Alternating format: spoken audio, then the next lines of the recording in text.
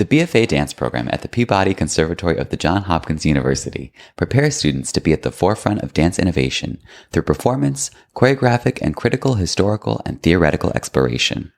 Studying dance at Johns Hopkins, one of the world's premier research institutions, gives students the opportunity to make connections between dance, science, technology, and the humanities. Peabody students take courses in modern dance, African expressions, ballet, somatic approaches to movement, choreography, and dance as social justice, perform in a pre-professional student dance company, and collaborate with world-renowned guest artists. From the first year, students have the opportunity to choreograph their own pieces. At Peabody, we welcome a broad range of creative voices and prepare student artists for success in the real world. Submit your application by December 1st. Learn more at peabody.jhu.edu/dancebfa.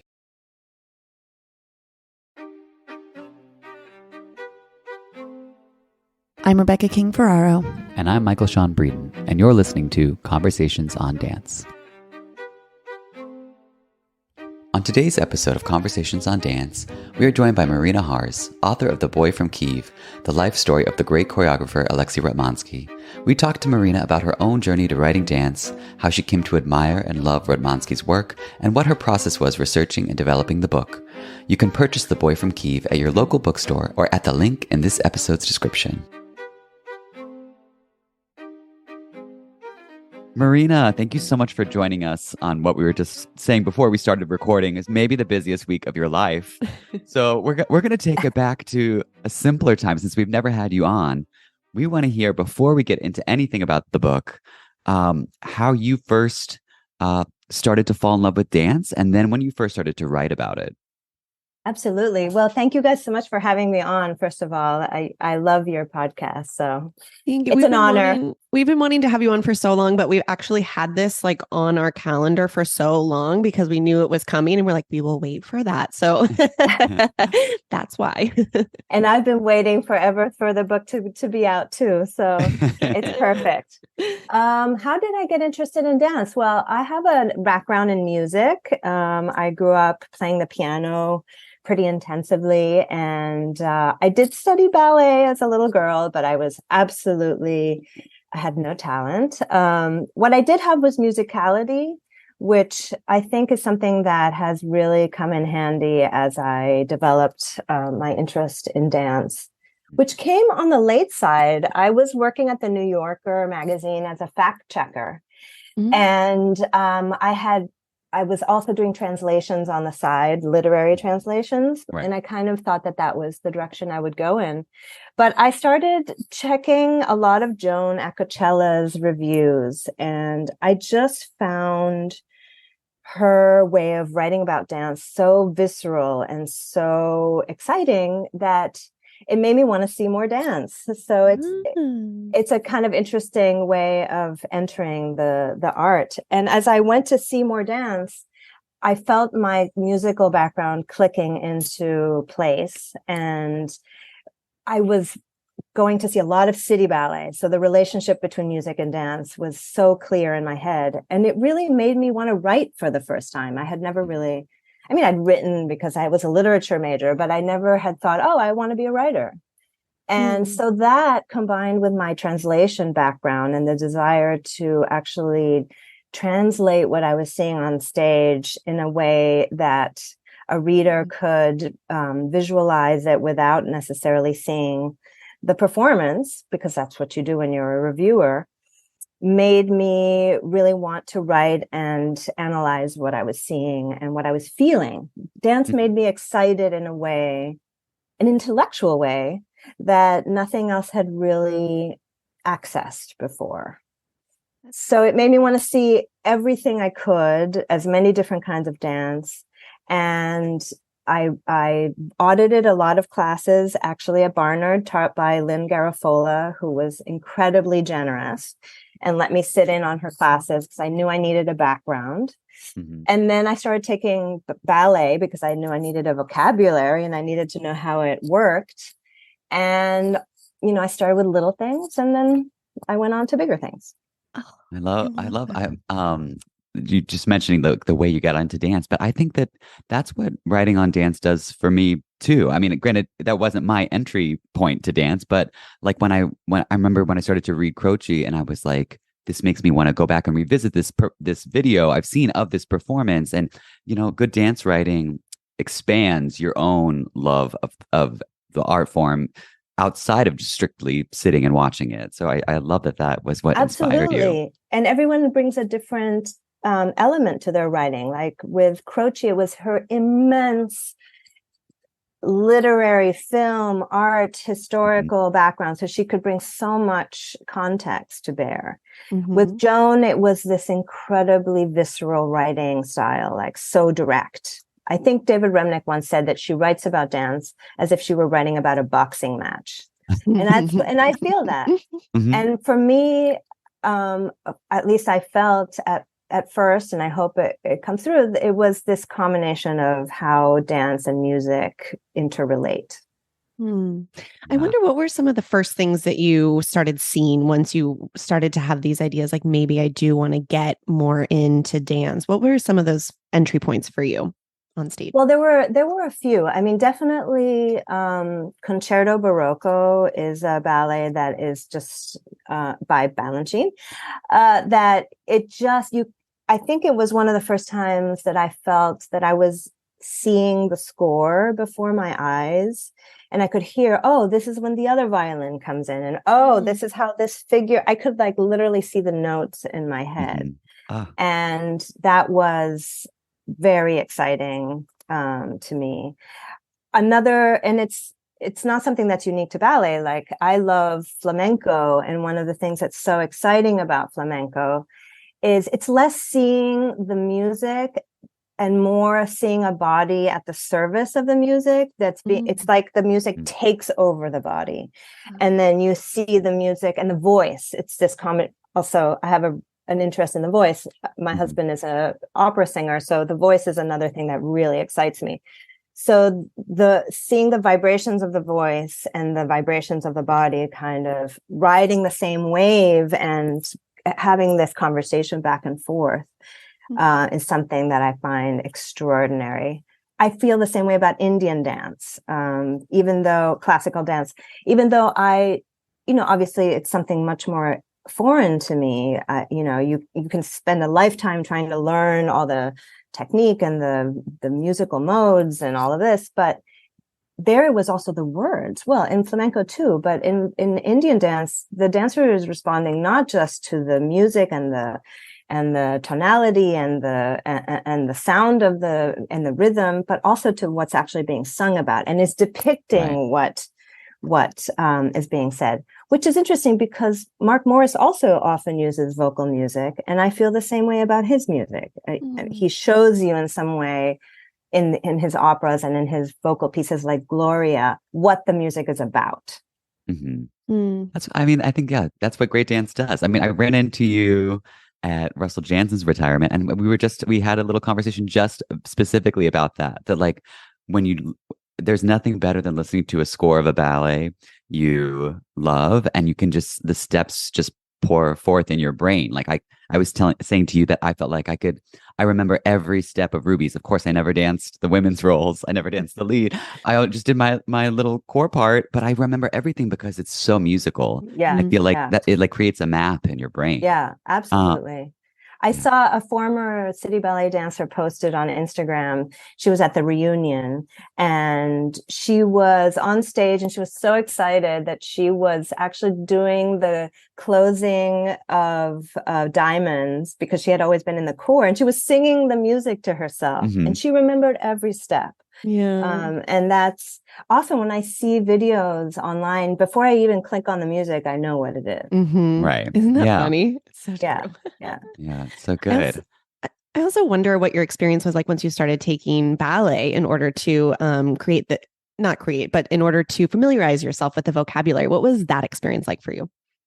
Yeah, I mean, as I said, I have absolutely no gift. So it was really research. And now it's become a meditation, also a form of exercise and a meditation and a focus. But I think what it really taught me is I understood better, never fully understand, but what turnout meant.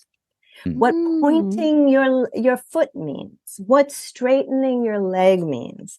I mean, these are things that mean something to everybody, but they don't really mean the same thing as they mean to dancers until you feel it in your body. I actually took some point classes, and understanding the straightening of the leg in point and the strength of the ankle was something that was really revelatory for me, because it's something beyond straightening, and you understand the structure of the body, how it rises from the bottom and stretches in all directions and all this stuff. And so it definitely helped. I'm sure it still helps in understanding what's happening when what I see is not like, oh, it makes me feel this way. Why does it make me feel this way? I love it. I love it. Let's go into the world of the book a little bit. I want to hear about your first experience, or early experiences watching Alexei's work, and then what it was like interacting with the work as a writer. Yes. So, as I say in the prologue of the book, I mean, my first experience of his work was the Bright Stream, which came to the Met when the Bolshoi toured to New York in 2005. And at the time, Ratmansky was the director of the Bolshoi, but he was extremely young, and very, very few people even knew who he was. I know Robert Greskovic had seen him dance in Denmark, so he knew who he was. But most of us really didn't know who he was. And also in this season of ballets like Don Q and Pharaoh's Daughter, and I can't remember if they did Spartacus that time or not. And then there was this ballet called The Bright Stream. It was like, what the hell is this? But I remember Joan told me, you should go see this. And nobody had any idea what it would be like.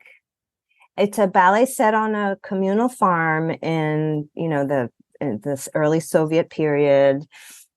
It's about farmers and artists coming from the big city for the fall festival, and it has this kind of farcical plot with cross-dressing and masks, and the music is by Shostakovich. I mean, I think that's the thing that everybody was really intrigued by. It was music by Shostakovich. And everybody knew that Shostakovich's ballets had been banned. So this was really intriguing. What were these ballets that haven't been seen since, the 1930s? So I was there, and the thing that really hit me was, there were so many. The musicality, and it was different from Balanchine's musicality. It wasn't analytical. It was, this music evokes a certain time period. It was very connected. It was a musicality that was connected to the subject matter. Balanchine goes beyond. It's eternal. It's, I mean, there are exceptions, obviously. But with this ballet, it was very connected with the Bolshoi at a certain time in its history, the Soviet period. So you could feel all of that. And the dancing style was so interesting because it was both very, very beautiful, but it was also tongue-in-cheek. There was this lightness, while at the same time there was this incredible bravura happening on stage. But it was bravura that they were just sort of throwing off as if it were nothing. So in Don Q, it was all like, let's jump as high as we can. But in The Bright Stream, it wasn't that. It was bravura tossed off with this incredible sophistication. And I think the sophistication was another thing that really struck me. This was obviously the product of a person who was of the Soviet world, but had already emerged from it and was looking back on it with knowledge and irony.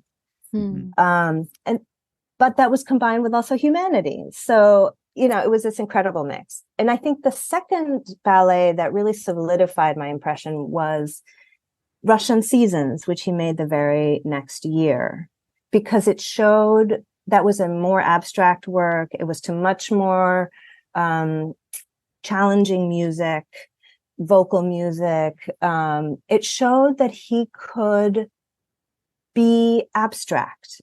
He could be modern. He could, and that he could transform dancers, because I knew those dancers because it was made on New York City Ballet, but they looked totally different in his work. When did you become interested in the biographical side of Ratmansky? And was that related to you just wanting a deeper knowledge of him as a creator? Yeah, I mean, first of all, I was just already very, very curious because of Russian seasons, because it seemed so different from anything we were seeing here. And I wanted to understand why it was so good.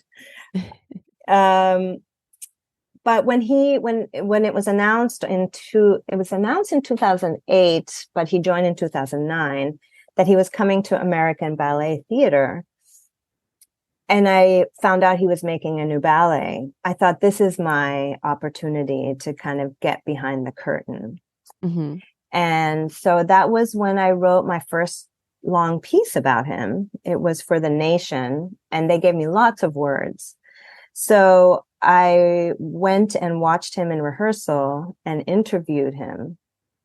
And that's where I discovered what an interesting person he was. I was very intrigued by this combination of reticence, openness, immense ballet knowledge, and these references to all sorts of other ballet traditions that he was making. I just realized he was a complex and interesting person. The idea of writing a book about him didn't really come until quite a bit later. I mean, I never thought I would write a book of any kind, but I just think that as the ballets accumulated, I just realized this is an extraordinary artist. You know, people use superlatives, the greatest, the successor to Balanchine. I don't believe in that sort of thing. I just believe that when you are in the vicinity of a really interesting artist, that's something very unique and something to be appreciated and followed, you know? Yeah. So as the ballets accumulated, I just realized, here I am, here he is. I have this extraordinary window on his work.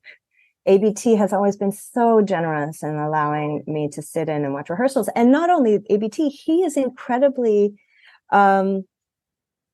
relaxed about having people sitting and watching rehearsal, even when he's having trouble. You know, he doesn't care. It doesn't bother him. That's not, I mean, he worked at the Bolshoi, for God's sake. You know, a million people in every studio and problems and all of that. But I just realized that he had an openness to my being there. And so I thought, this is a huge wealth of information and of access that I really should do something with it. And so the idea sort of started percolating in my mind, but it took years. It took years for me to feel the confidence to say, it was always, one day I'll write a book about it. It's funny, as I'm hearing you talk about this, like that you've seen some of his work and then you start to meet him, talk with him, and be in rehearsal. For me, and Michael, I'm not sure if it was the same for you. When we worked with him on symphonic dances at Miami City Ballet, I hadn't seen any of his work yet. So my first impressions of him were in the studio and seeing him work. And I don't think I got to see the ballet for years later, just because we did it so much, but I didn't get to see it from the front. And so I just wonder, as you're seeing his work first, and then you go in, because the way he works in the studio is so specific, and maybe you can speak a little bit to that too. How did it shift your perspective of him? Yes. The way he works in the studio, I think, is really extraordinary. And, you know, I've watched a lot of choreographers in the studio for different articles I was writing, and I mean, by no means have I seen everybody. You've seen many more. You've worked with many more. What struck me is a combination of factors. One is the way that he works with dancers, the way he comes in with an idea that seems very clear in his mind. And he sets that at the beginning of the rehearsal. And by the end of that rehearsal, those steps have become something completely different.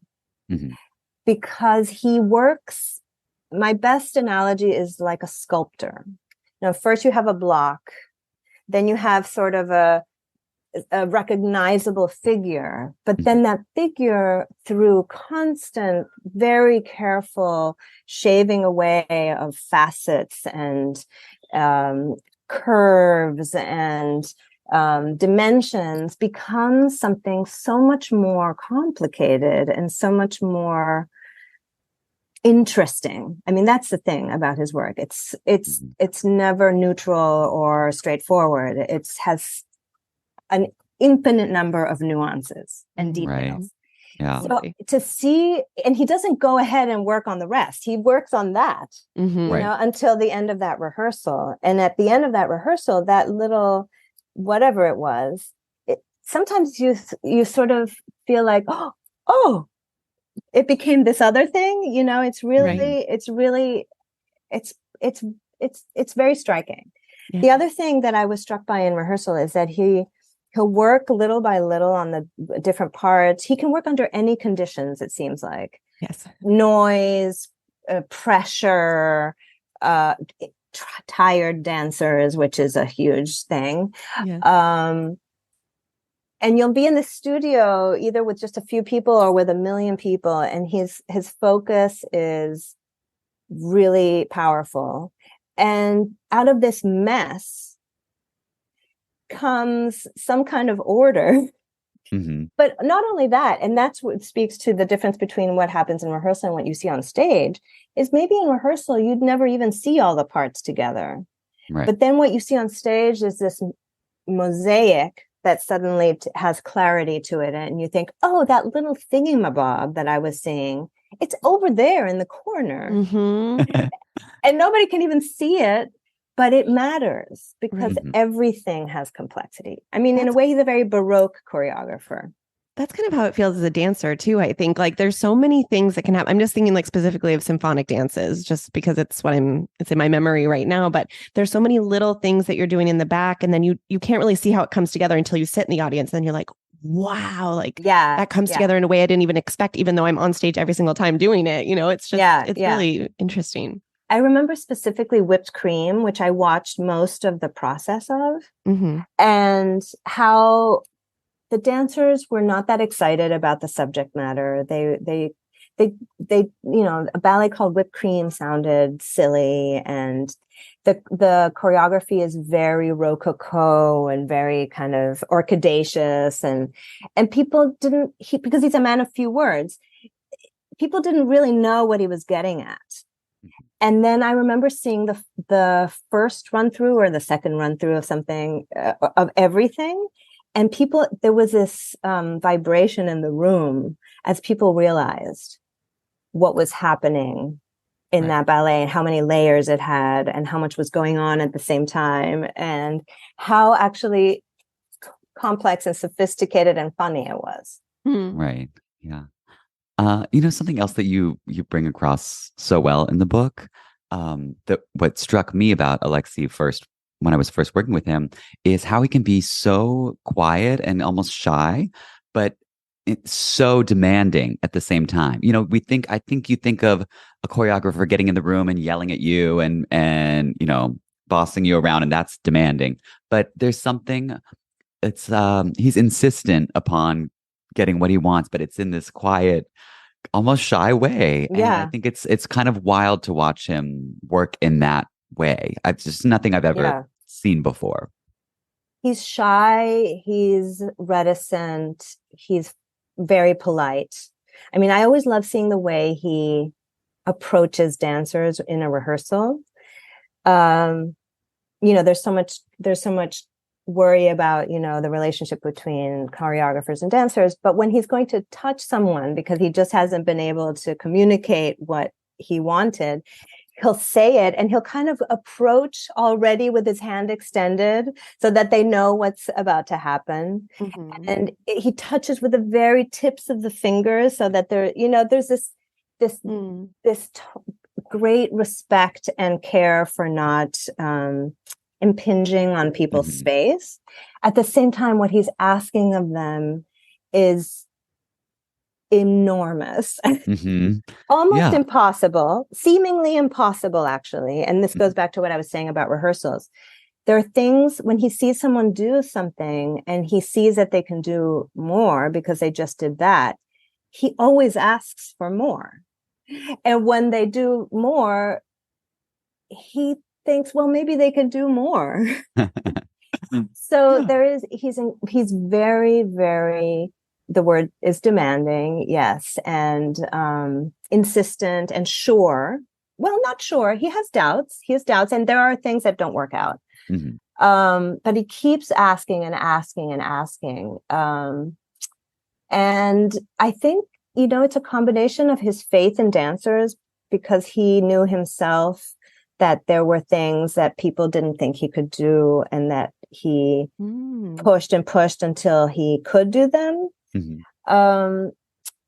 And because he sees something very clear in his head. I mean, he told me even when he was a kid that when he heard music, he saw a television screen in his mind.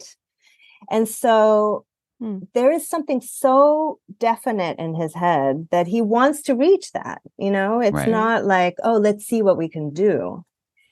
And then the personality is one that, and he was already like this as a child. I mean, he told me how he would put on these shows at the Bolshoi school, and his friends would say yes, but then they would go off and do something else. And he would go and get them and bring them into the studio because to him, it was already really important. Right. Yeah. He's completely focused on what he does. And people, because of that, have always sort of done it. One of his friends from Bolshoi school, Natalia Ledovskaya, said, for some reason, we just did it. Funny. Yeah. Let's talk some about your process in putting the book together. Outside of course, your own interactions with the ballets, which I'm sure you viewed many, many times in person and on video, just to capture your thoughts on who he is as an artist. I'm sure there were things, places you visited or like artifacts from his life that you got to view. Tell us about that part of the process. Yeah, I mean, the book was an extraordinary adventure. I didn't quite realize how I would be pulled into his world. But when I started, I knew I wanted to talk to people from his childhood and from his training and the different people he had spoken to and worked with over time. And I think my idea was, and this is also why I wanted to do the book at this point in his life when he's still young, is I wanted the people that he worked with as a child to be able to tell me themselves what he had been like. I wanted to gather those stories, before these people were no longer around. So I was very lucky. I was able to go to Russia twice before that became impossible because of the war. I went to Kyiv as well and spoke at great length with his parents and with his sister and with his director at the National Ballet of Ukraine at the time that he was there and his ballet mistress. I got to see where he grew up in Kyiv, in this outlying neighborhood. I got to see the opera house, and the archivist there took me through the archives and showed me photographs. I mean, the whole thing was surreal and unbelievably valuable. And one of the things that, I mean, there were all these little aha moments, and one was going to the Chernobyl Museum in Kyiv. I know about Chernobyl. I had read about Chernobyl. I saw the series. We lived.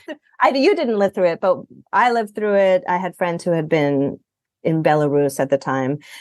But going to the museum and seeing these photographs of the Red Forest and of the after effects, And then talking to Ratmansky's parents about what it had been like to live through that period. Yeah. I realized it's in his subconscious, but what a formative experience that had been. The fear, the unreality of it all. And I also realized something very specific, which was that his Firebird bears traces of that, you know? Right. I mean, his Firebird is set in a post-apocalyptic landscape. Mm-hmm. And when I talked with these sort of glowing trees and putrid looking spaces, and when I talked to him about it, we talked about everything except Chernobyl. But when I went to the museum, I realized there was a connection there. And so then I called his set designer, and he said, "Oh yeah, we talked about Chernobyl.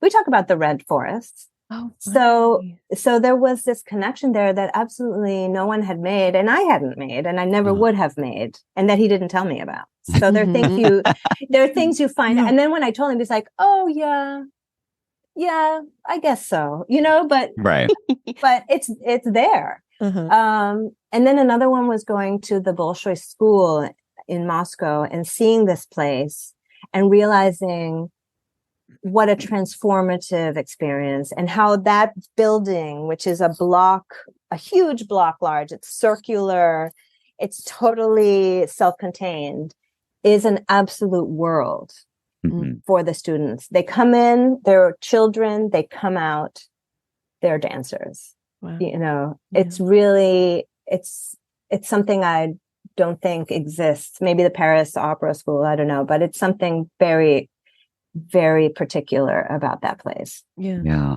I was just thinking towards the end of the book, and it's Alexei's mother just kind of, she says, you know, she says, she doesn't even finish her sentence there. She just says, you know, he was so young, and then it just kind of, you know, drops off. Like I think you don't even, it's just such you're sending your child off, and then that's it. They're transformed after. When she told me that,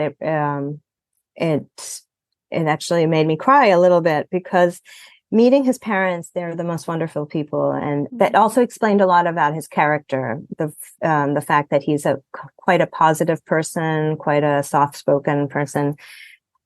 I mean, partly that's just his character, but partly it's his parents. He comes from a very loving family and very sweet family and very supportive family.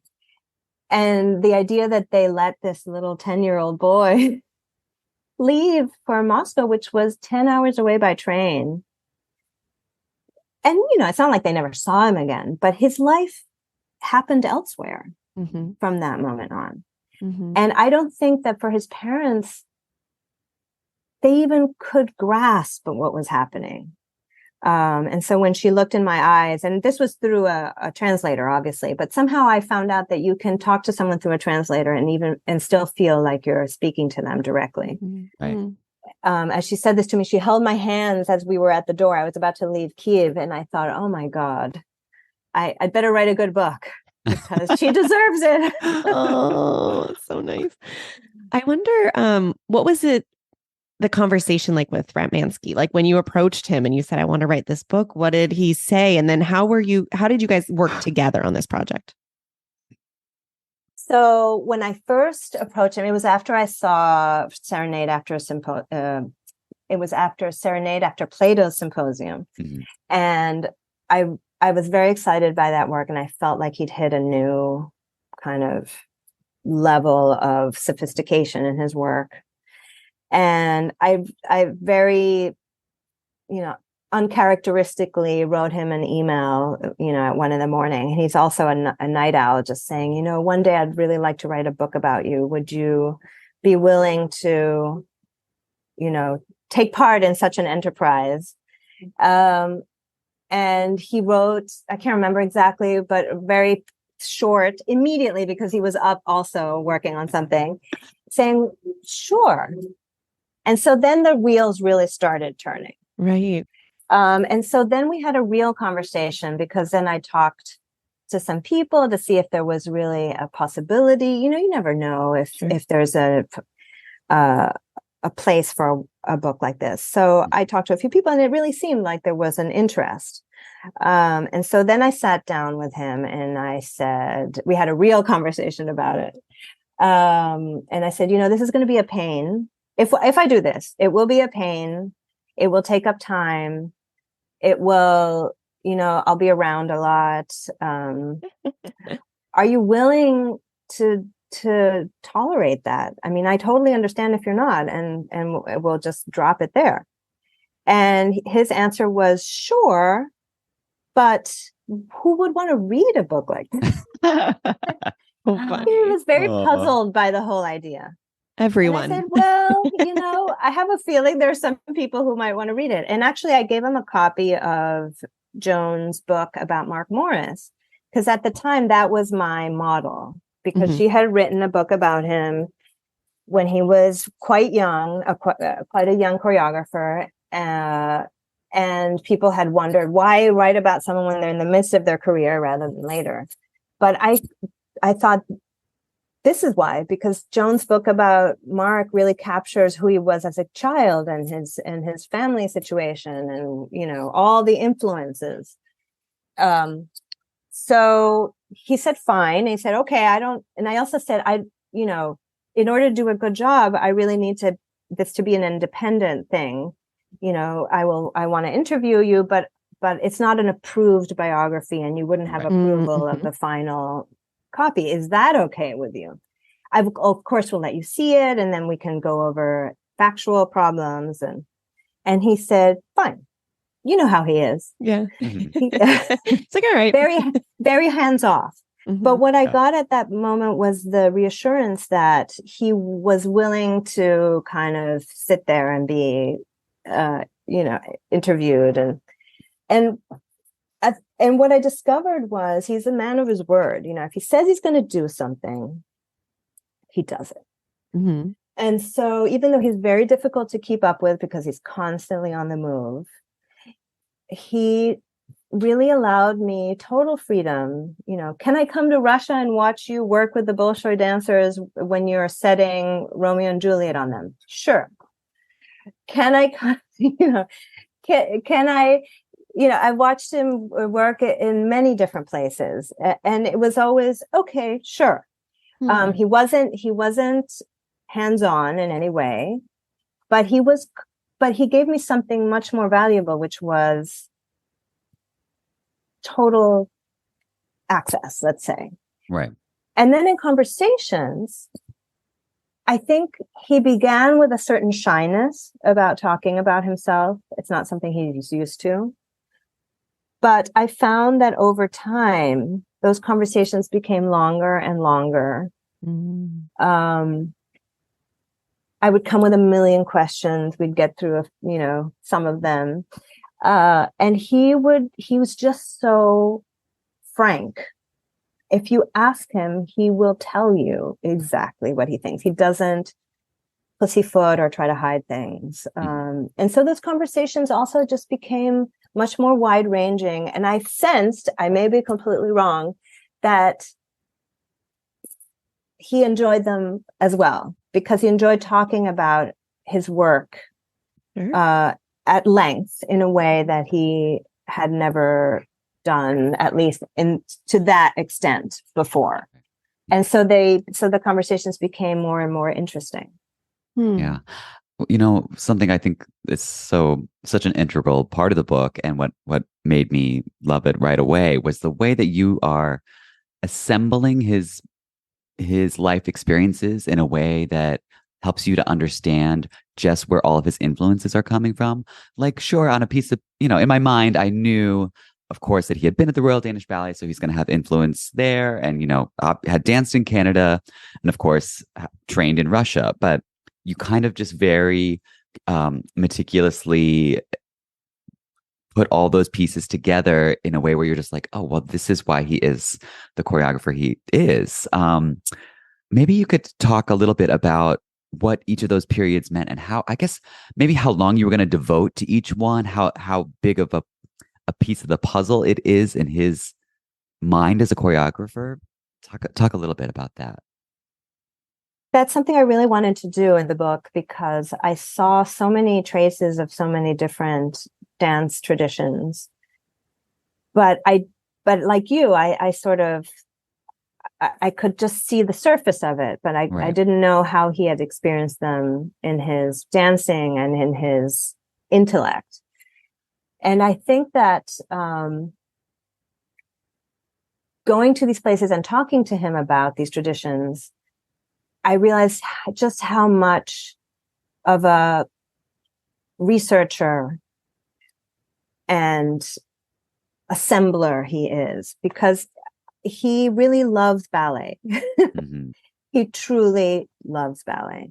And so that means that he's a kind of self-appointed researcher about ballet in all of its forms. And one of the things that really illuminated that was the way he approached learning about Danish ballet. And that I really found out through him, through conversations with him, but even more going to Denmark, talking to Erik Oceangren, who, alas, has recently died, the most wonderful dance historian of the Danish tradition.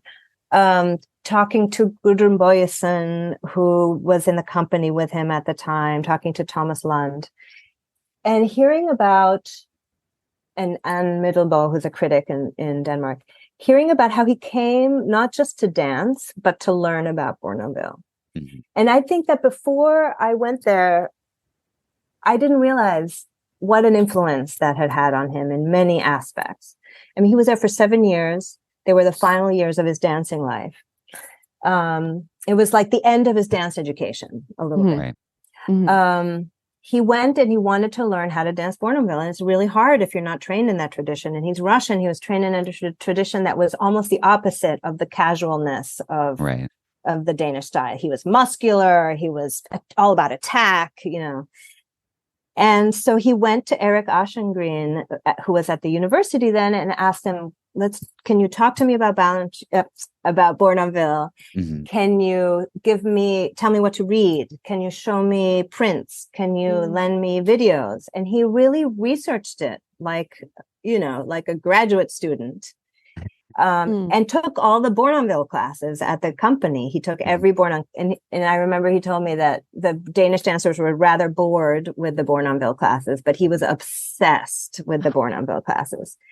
And he learned and learned and learned and worked and worked and worked. And he never got to be, somebody told me that he never got to be a great Bournonville dancer, but he was quite a nice Bournonville dancer. This was a Dane who said that, and quite a nice Bournonville dancer is like the highest form of praise. He get to dance James just once, but on tour. He had danced it before, but to dance it with the Royal Danes was a very big deal.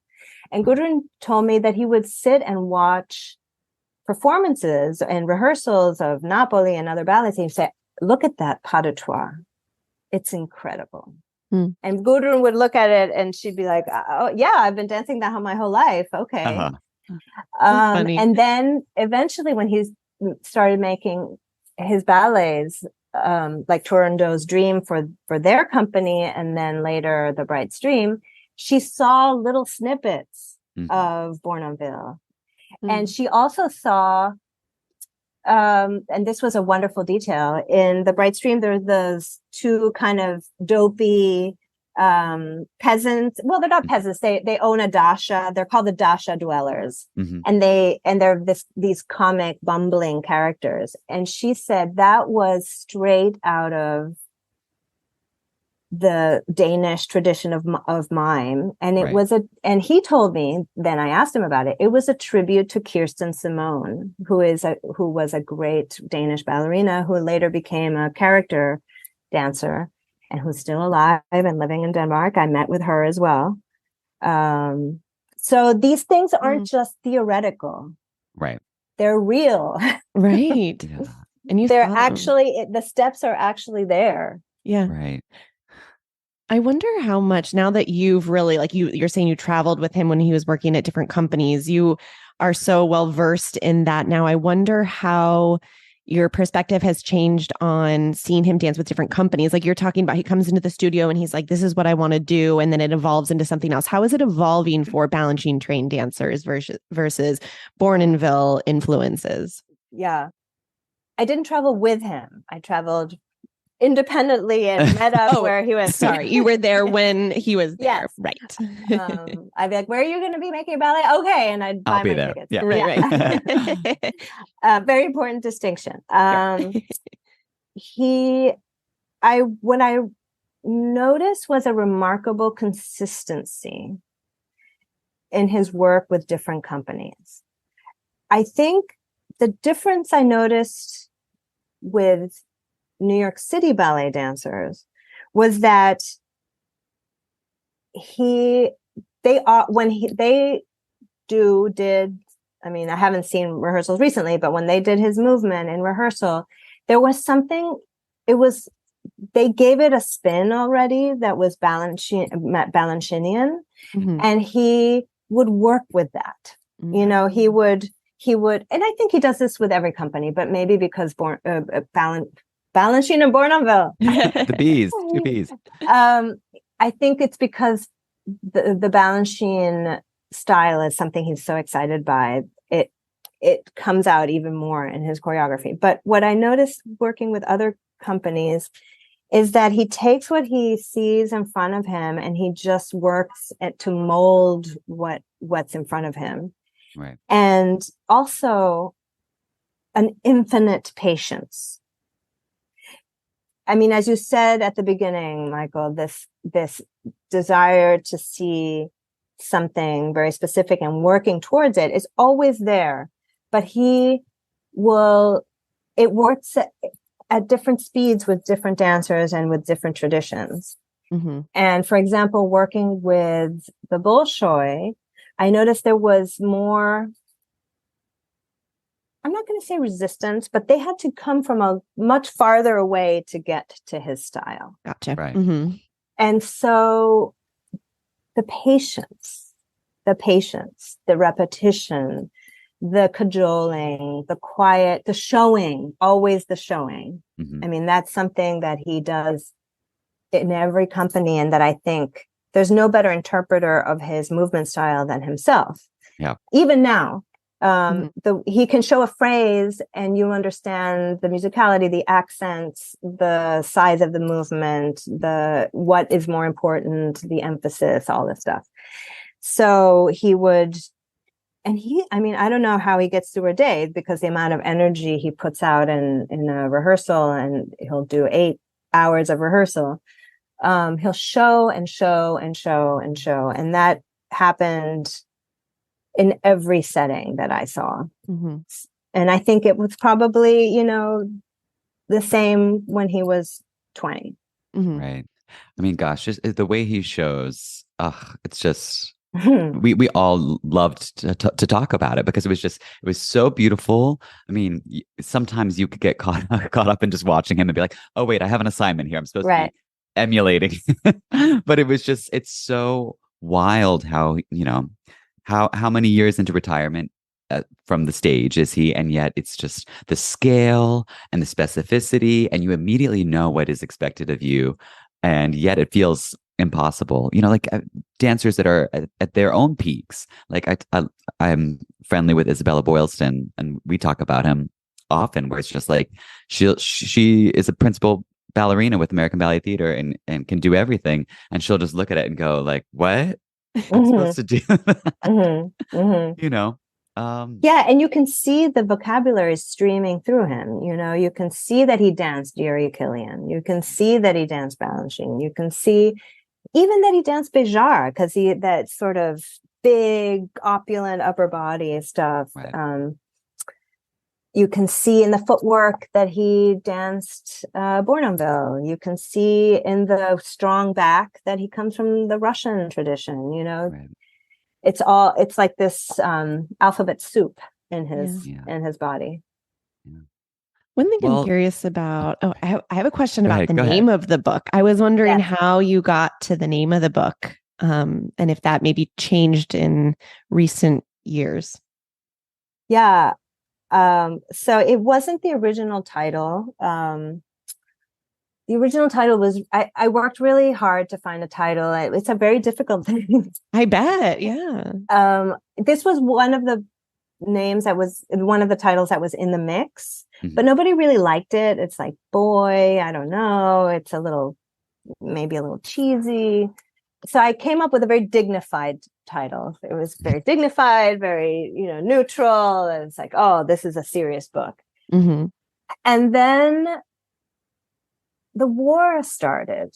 And then I saw what a cataclysmic event this was, for him, for his family, for the world, for Ukraine.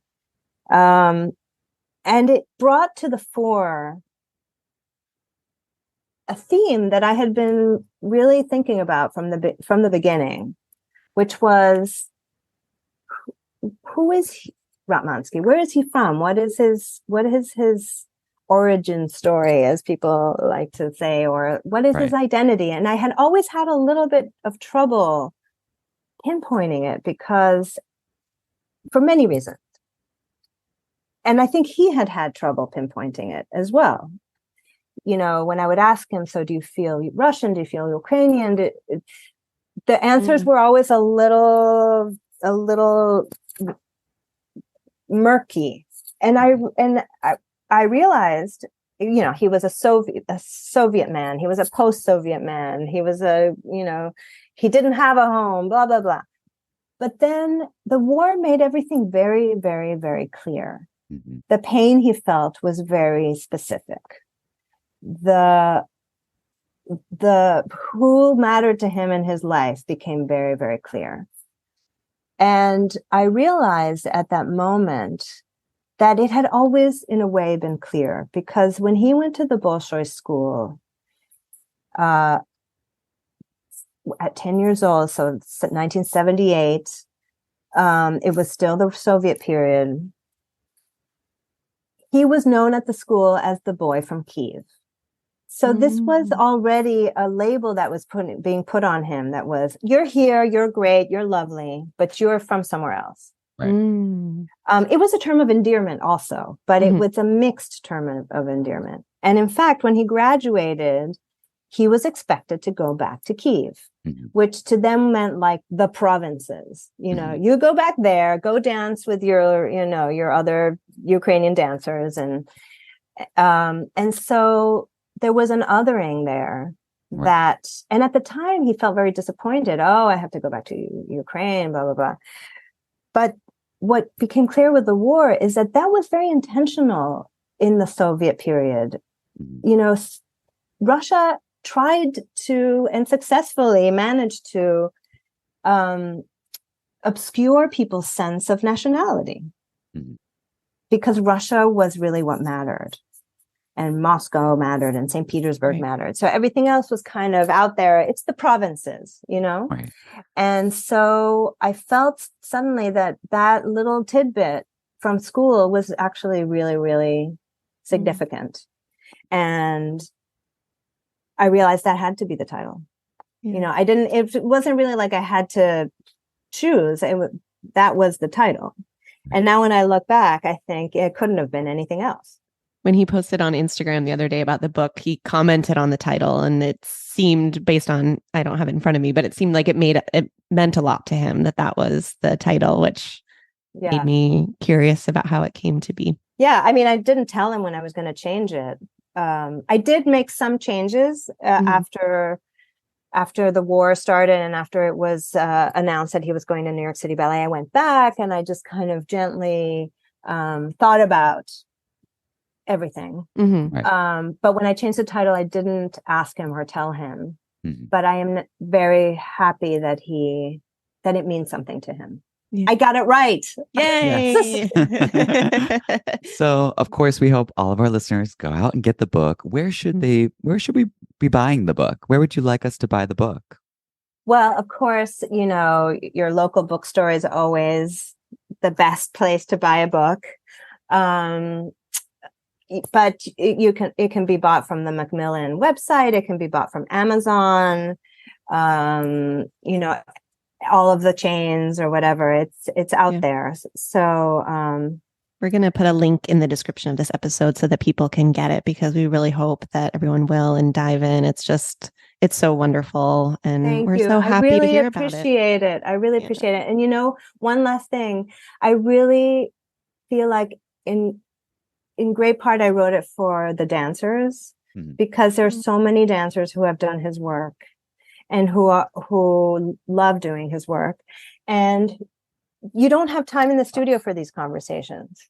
Right. You know, why did you do it this way? Why does it look like this? Where did you come from? There's no time for that in the studio. So I think that for dancers, it's an opportunity to kind of lift the veil and understand this person that they work with a little bit better. That's exactly how I felt. Yeah. It's illuminating an artist that I already loved and appreciated so much. But I feel like the next time I see one of Alexei's ballets, I'll love it even more. So thank you for that, Marina. I was telling Michael that having the credits in the back of ballets that we were in, that we were a part of the origination of, felt so cool. It's like being in a history book or something. Oh, that's so great. I hadn't even thought of it that way. Yeah, it felt really like there was a little piece of us and names in there that we knew. And it said, and ensemble, which is us. Oh my God, that took so much time. Can I just tell you? Oh, I bet. My God. When they told me, could you do a chronology? I was like, oh really? I actually was thinking that. I was wondering if he had all that available to you and was just like, here, no. I mean, he did help, especially with the really early works that there was no record of the names and stuff. But no, I mean, how could I have impinged on his time in that way to be like, okay, and who was the originating cast in this ballet? No. I did 90% of the footwork myself, and then I did get help from different people who were like, oh, this other person was in the ballet. So oh, cool. And from him, he did help me at the end. Sure. All right, well, thank you so much for joining us, Marina, and we hope you're taking a big victory lap this week, because it's I'm such writing a great book. Articles, so not exactly. back to reality. All right, well, we'll get you back on the pod for your next book for sure. Thank you so much for joining us. Thank you guys so much. Really appreciate it. Thank you, Marina.